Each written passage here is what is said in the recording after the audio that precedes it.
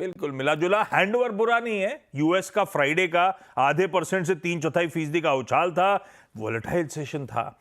एक समय 400 पॉइंट दबाव में थे भाई डाउ, और उसके बाद आधे % मजबूत 200 सवा 200 पॉइंट की रिकवरी।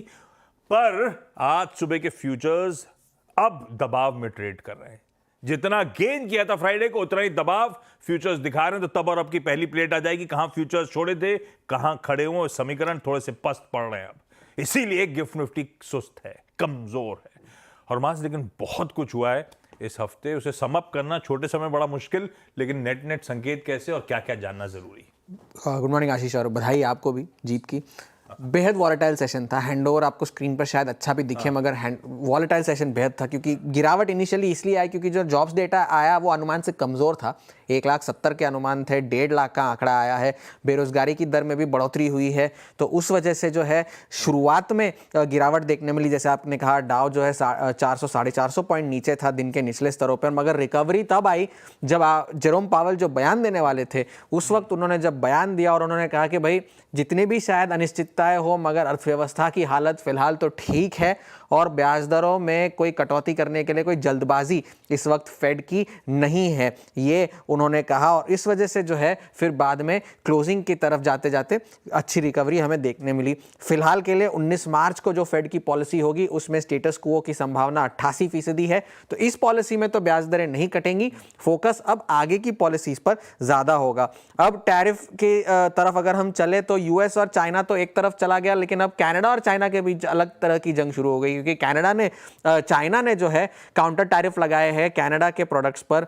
रेपसीड ऑयल, उनके मटर से जो प्रोडक्ट्स आते हैं उस पर, पोर्क पर, सी फूड पर 25 से लेकर 100% के टैरिफ उन्होंने लगाए। वो इसलिए क्योंकि कनाडा ने भी पिछले साल चाइना से आने वाली गाड़ियों पर 100% के टैरिफ लगाए थे। तो ये एक रेसिप्रोकल टैरिफ जिसे आप कह सकते हैं, कैन ऑफ वॉर्म्स। हाँ, हिसाब चिट्ठा लेके सब बैठ टिट फॉर टैट जिसे आप कहते हैं, वही चलने वाला है अब। और मेक्सिको की राष्ट्रपति क्लॉडिया शिनबॉम ने यह भी कहा है कि हम पर रेसिप्रोकल टैरिफ ना लगे। इस हफ्ते फिर से दोनों दलों की बातचीत होने वाली है, तो वहां पर नजर रखने की जरूरत है। डॉलर पर नजर इसलिए भी रखनी है क्योंकि 104 के नीचे जाने का खतरा अभी भी बना हुआ है। नवंबर 2022 के बाद का सबसे खराब हफ्ता था डॉलर के लिए। सारे जेपी मॉर्गन जो है अब स्ट्रेटेजिकली शॉर्ट हो गई है यूएस डॉलर पर, तो वहां पर भी नजर रखनी है। तेल की कीमतें अभी भी $70 के नीचे ही है, और हेडविंड्स जो है काफी सारे बढ़ते जा रहे हैं क्योंकि ओपेक उत्पादन बढ़ाने वाला है। चीन ने अब अपने रिफाइनर से कहा है कि आप गैसोलीन और डीजल से थोड़ा सा पिवट करिए और दूसरी सारी चीजों पर फोकस करिए। रूस अब चर्चा करने के लिए तैयार है कि एक युद्ध विराम हो सके, टेम्पररी ही सही, मगर यूक्रेन में थोड़ा सा युद्ध विराम हो। आज भी हमले की खबरें आई है, मगर ये एक और खबर है। और लॉन्ग ओनली बेट्स जो है ब्रेंट पर, वो अब जुलाई के बाद से सबसे निचले स्तरों पर है ये। और जेपी मॉर्गन ने तो $50 तक के टारगेट दिए हैं क्रूड ऑयल के, तो वहां पर नजर रखने की जरूरत है। इस हफ्ते सीपीआई डब्ल्यूपीआई का डेटा आना है। चीन की सीपीआई जो है वो 0 के नीचे चली गई है एक साल में पहली बार, तो डिफ्लेशन का खतरा वहां पर भी चल रहा है। और प्रोड्यूसर प्राइसेस चीन में अभी भी 3 साल अब लग 2.5 साल से नीचे ही चले जा रहे हैं।